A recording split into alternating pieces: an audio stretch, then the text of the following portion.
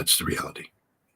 Do you think because he's so not there anymore that Victoria Nuland and the whole crew are the ones pushing the policy and the aggressive stance towards Russia? Because it seems like every time she says something, within weeks or months, the United States is pushing that policy towards Russia. There is, look, even when his brain worked, I remember, he ran on a platform when it comes to the issue that I'm really concerned about, nuclear war, nuclear weapons. He ran on a platform back in 2020 that said, if I'm elected, America will walk away from its current nuclear posture that's based upon the premise of preemption, and we will reassume what we call the sole use doctrine, that the only reason nuclear weapons exist is as a deterrent to prevent other nations from using nuclear weapons against us.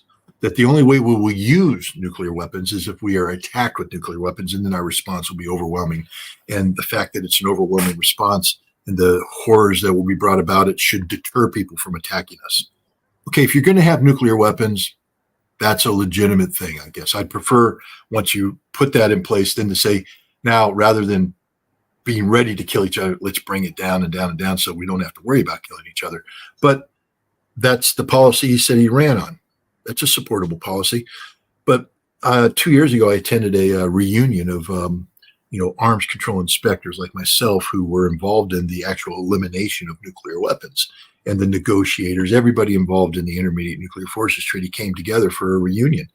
And the Biden administration sent a senior arms control official who asked to remain anonymous. And there was a question and answer period. And this arms control official, who, frankly speaking, when you look at their resume, you're like, well, okay, how'd you get here? This person was being asked questions by people whose resume said nothing but arms control, people who not only theorized about it, but did it and were the first to do it, who wrote the book. And one of the questions asked is, why did the president not fulfill his promise? And the answer was, well, the interagency wasn't ready for it.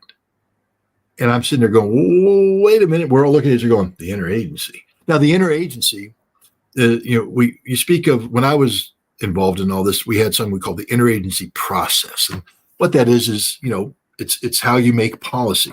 The executive has a policy that they want to be implemented, but it has to be considered by the agencies involved. And so the National Security Council will create an interagency working group that brings people from the Department of Defense, Department of Energy, Department of State, Department of Treasury, and they all come together and they say the president wants to do X, Y, and Z, and then they come up with the policy, and then they brief it to the National Security Council, who then takes it to the president, and they work it out. It's a process, the interagency process.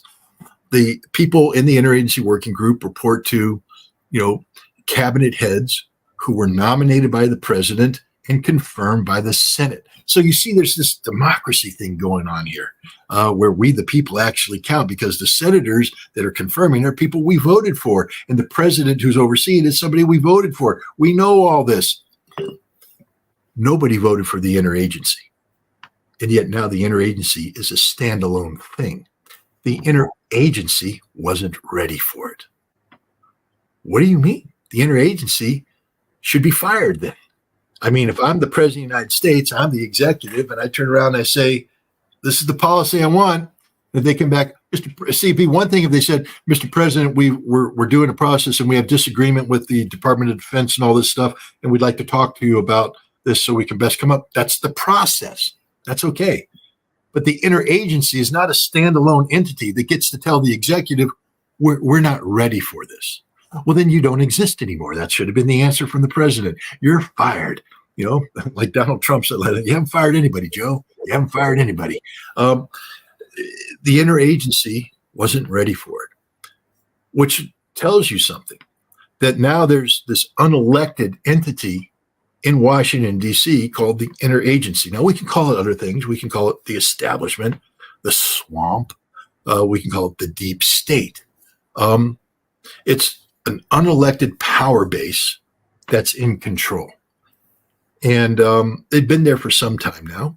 This isn't unique to the Biden administration.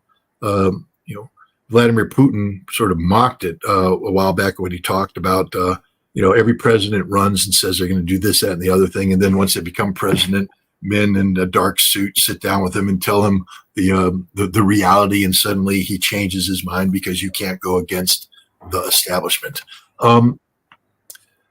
This is disturbing. It's one thing if we have a president who has his cognitive abilities intact, he can push back and wrestle the establishment, work with the establishment, not fight the establishment, whatever you want to say, but at least he's there doing something. But when you have a president who is literally brain dead, teetering along, have to be, you know, held by Joe Biden and brought in and have people whisper in his ear, hold a card that tells him what to say. Who wrote that? Who wrote the card? Mm-hmm. The president didn't write the card. The president's being handed talking points from people who are right. Who wrote the card? Based upon what instructions? What's the foundational principles behind the words on the card that the president's now saying and doesn't even understand what he's saying? This is the problem. This is the danger right now. So we don't know who's writing the card. We don't know who's doing it. They weren't picked by us. They're just doing it. And this is what makes the current situation very, very dangerous. You know, if Donald Trump was the president, I may not support the policies, but at least I know who to blame. Mm-hmm. Donald Trump. Mm-hmm. You know, and if there's establishment, we saw that the establishment sabotaged him on North Korea. At least I can turn to Trump and say, shame on you, because your brain still works. You gave in to the establishment. You know, you were supposed to drain the swamp, but the swamp drained you. You know, and Trump has no defense because his brain works. You know, you can hold him to account. What are you supposed to do with Joe right now? Joe, you're wrong.